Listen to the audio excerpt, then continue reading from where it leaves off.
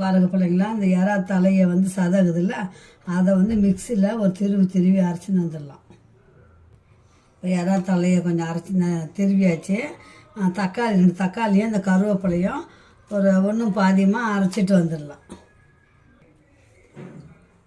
இப்போ இது போல் அரைச்சி வந்தாச்சு. அரைச்சி வச்சுட்டு குழம்பு தாளிக்க வேண்டியது தான்.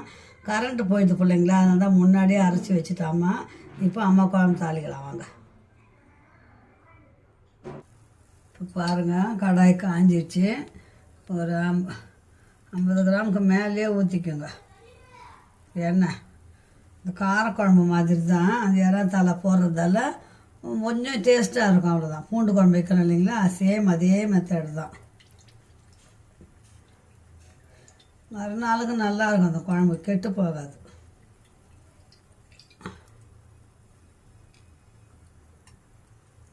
கடுகு ஒரு ஸ்பூன் போட்டுக்கலாம்.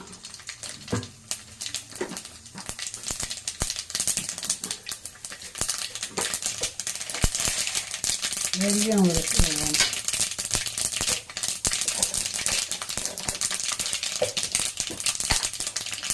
கொஞ்சம் வடகம் போடுங்க. வடகம் போட்டால் குழம்பு டேஸ்ட்டாக இருக்கும், மீன் குழம்பு மாதிரி இருக்கும்.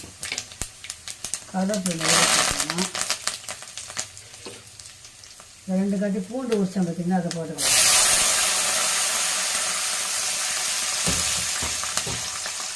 வெங்காயம் 2 வெங்காயம், பெரிய வெங்காயம் 2 வெங்காயம். நாட்டு வெங்காயம்னா ஒரு 100 கிராம் வச்சுக்கோங்க. இப்போ குழம்பு கொஞ்சம் நல்லாயிருக்கும். வெங்காயம் நல்லா வதங்கணும். வெங்காயம் வதக்கிறதுக்கு உப்பு போட்டுக்கலாம். உப்பு போட்டோம்னா கொஞ்சம் புளித்தனம் வதங்கும். இப்போ நமக்கு இறா இது அரைச்சம் பார்த்தீங்களா, அந்த பேஸ்ட்டு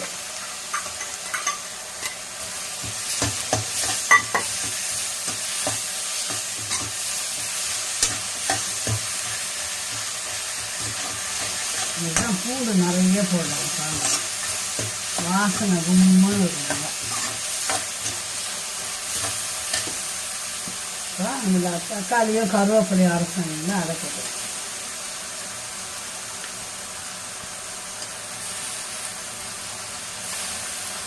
தக்காளியோட பச்சை வாசனை போகிற வரைக்கும் வதக்கணும் நல்லா. தக்காளி பூண்டு எல்லாம் நல்லா வதங்கிச்சு. இப்போ நம்ம நறுக்கி வச்சு 2 உருளைக்கிழங்கு போட்டுக்கலாம். 2 உருளைக்கிழங்கு தான் எடுத்துக்கணும்.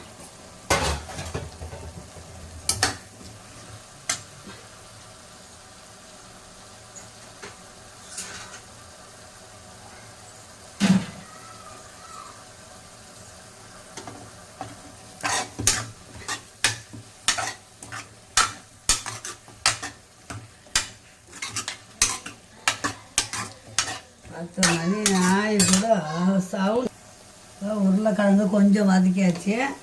நல்லா 2 ஸ்பூன் பெரிய ஸ்பூனில் மிளகாத்தூள். பத்தலைன்னா நம்ம போட்டு 2.5 போட்டிருக்கேன்.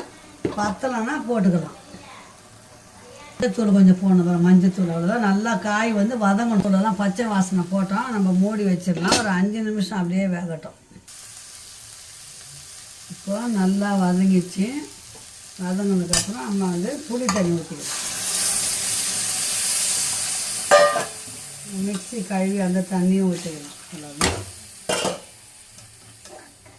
அப்படியே நல்லா கொதிக்கணும். கொதித்து குழம்பு வந்து சுண்டணும்.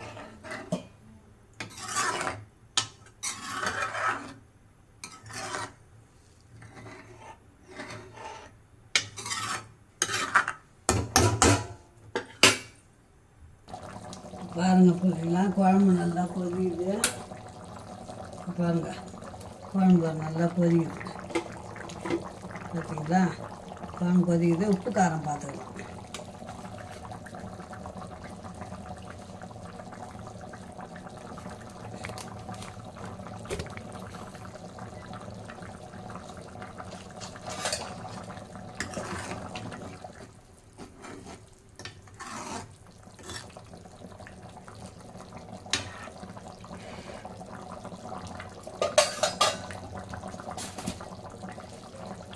உப்பு கம்மியாகும்.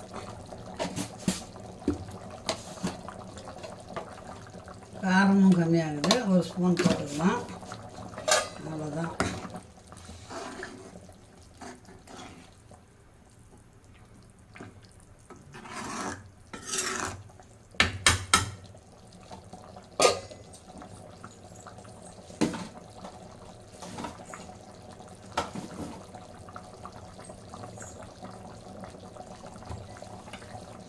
அதுதான் பிள்ளைங்களா, குழம்பு வந்து நல்லா கொதிக்குது. இன்னும் கொஞ்சம் சுண்டல் இறக்க வேண்டியது தான்.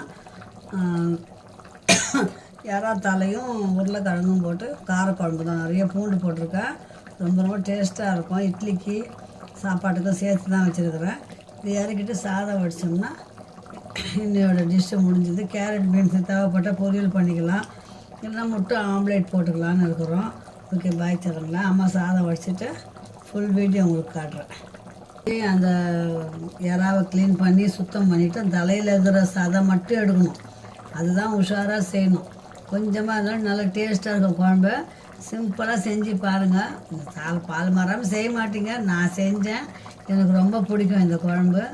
வாங்க வீடியோவை சாப்பிட்டு பாருங்கள். சூப்பராக இருக்கும். என் பிள்ளைங்களுக்கு, தங்க பிள்ளைங்களாம் சிம்பிளாக செஞ்சாலும் குழம்பு, அம்மா குழம்பு நல்லா இருக்கணும் பிள்ளைங்களா. அதனால் தான் அம்மா வீடியோவாக காட்டுறேன். ஓகேங்களா. குழம்பு டேஸ்ட் பண்ணி பார்க்கலாம் வாங்க. அவ்வளோதான் பிள்ளைங்களா, குழம்பு முடிஞ்சிச்சு. குழம்பு வந்து நம்ம மூடி வச்சிடலாம். மூடி வச்சுட்டு சாதம் வடிச்சிக்கலாம். சாதம் வச்சுட்டு இந்த வீடியோ இதோட முடிச்சுக்கலாம். மீண்டும் நல்ல வீடியோவில் சந்திக்கலாம். பாய் சொல்லுங்களா. ஹலோ, வணக்கம்.